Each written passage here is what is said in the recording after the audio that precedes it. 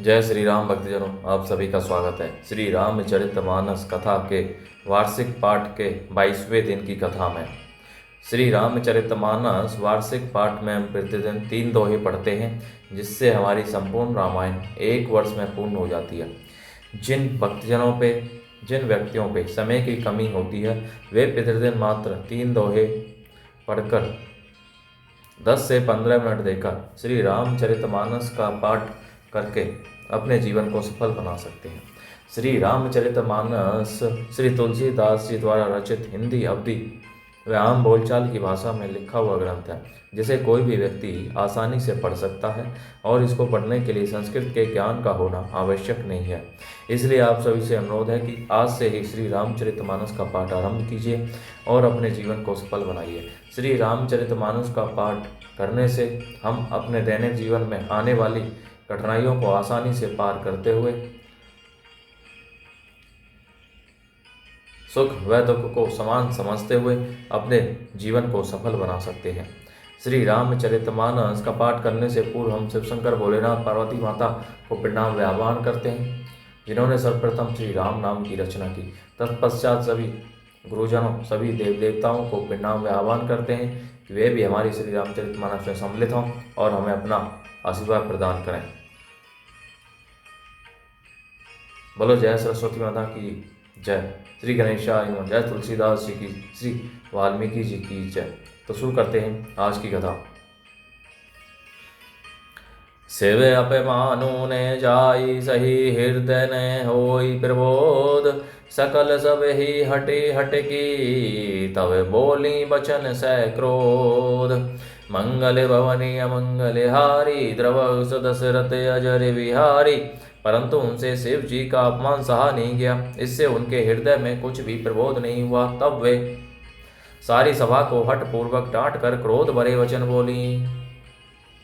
सुनहु सभासद सकल मुनिंदा, कही सुनी जिन्हें शंकर निंदा। सो फल तुरत लह सब काहूं, भली भांति पछताव पिताहूं। हे सभासदों और सब मुनीश्वरों, सुनो, जिन लोगों ने यहाँ शिव जी की निंदा की या सुनी है, उन सबको उसका फल तुरंत ही मिलेगा और मेरे पिता दक्ष भी भली भांति पछताएंगे। संत शंभु श्रीपति अपवादा, सुनिए जहाँ तहें असी मर जादा।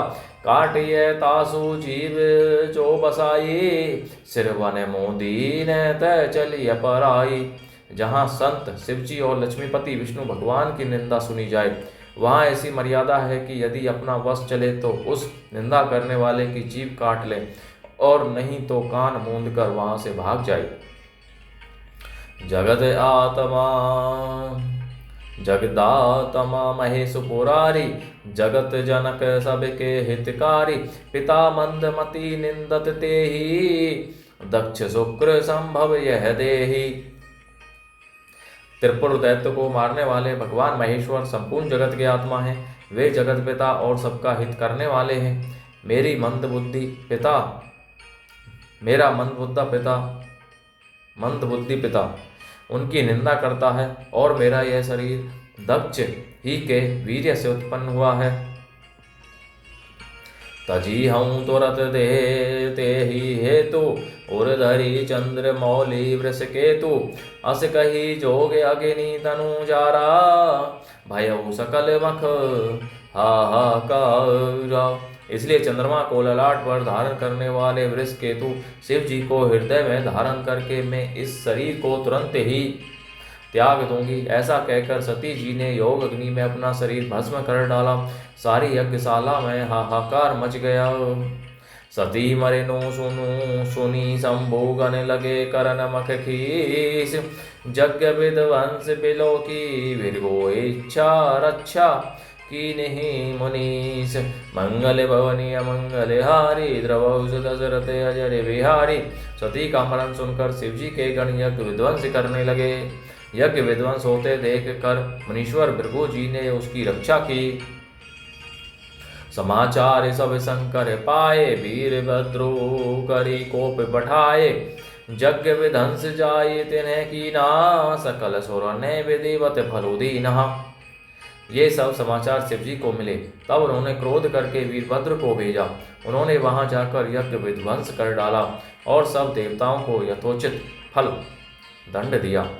भय जग विदित दक्ष गति सोई, जसी कछु शंभु विमुख के होई। यह इतिहास सकल जग जानी, ताते मैं संक्षेप बखानी। दक्ष की जगत प्रसिद्ध वही गति हुई जो शिव द्रोही की हुआ करती है। यह इतिहास सारा संसार जानता है, इसलिए मैंने संक्षेप में वर्णन किया। अर्थात दक्ष की मृत्यु हो गई थी।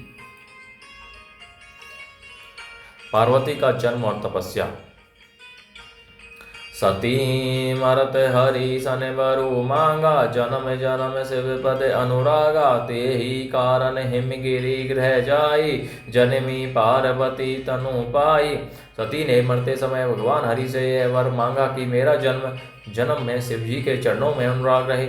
इसी कारण उन्होंने हिमाचल के घर जाकर पार्वती के शरीर से जन्म लिया।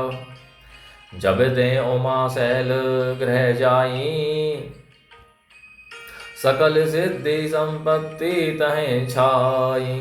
जहें तहें मुनिन्ने सुआश्रम कीन्हे, उचित बास में भूधर दीन है।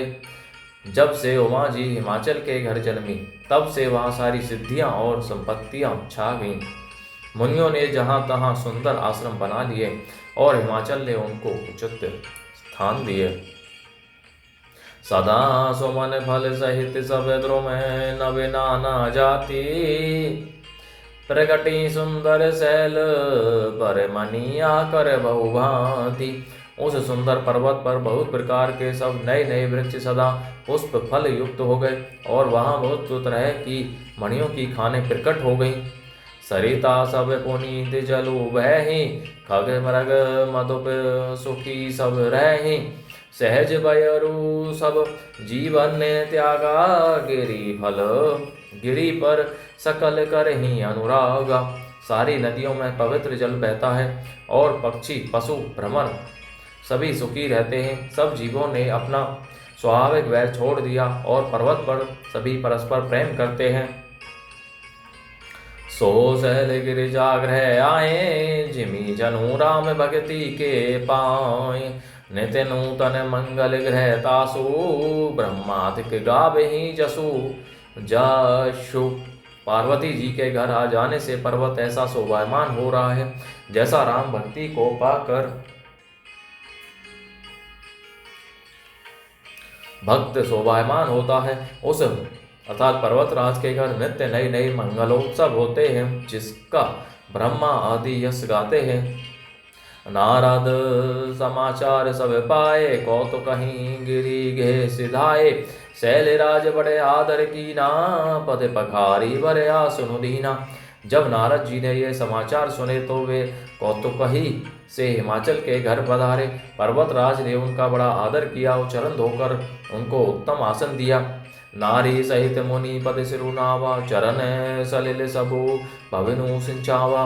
निज सौभाग्य बहुत गिरी बरना, सुता बोली मेली मुनि चरना। फिर अपनी स्त्री सहित मुनि के चरणों में सिर नवाया और उनके चरणोदक को सारे घर में छिड़काया। हिमाचल ने अपना सौभाग्य का बहुत बखान किया और पुत्री को बुलाकर मुनि के चरणों पर डाल दिया। त्रिकालज्ञ सर्वज्ञ तुम्हें गति सर्वत्र तुम्हारी, कहो सुता के दोष गुण मुनिवर हृदय विचारी। मंगल भवनीय मंगलहारी, द्रवौ दशरथ अजर विहारी। और कहा, हे मुनिवर, आप त्रिकालज्ञ और सर्वज्ञ हैं, आपकी सर्वत्र पहुँच है, अतः आप हृदय में विचार कर कन्या के दोष गुण कहिए। बोलो जय सियावर रामचंद्र की जय। तो इस प्रकार भक्तजनों, आज की कथा का विराम यहीं पर होता है। बोलो जय सियावर रामचंद्र की जय। शिव शंकर भोलेनाथ, जय पार्वती माता की जय। जय सरस्वती माता की जय। श्री गणेशाय नमः। जय स्वर्गीय तुलसीदास जी की जय, हनुमान जी की जय, श्री वाल्मीकि जी की जय, सभी देव देवताओं की जय, सभी गुरुजनों की जय। तो आप सभी से अनुरोध है कि अपने बंधु बांधवों, मित्रजनों, सगे संबंधियों सभी के साथ श्री रामचरितमानस को शेयर कीजिए, जिससे वे भी अपने जीवन को सफल बना सकें और आप परम पुण्य का भागी बने। बोलो जय श्री रामचंद्र की जय।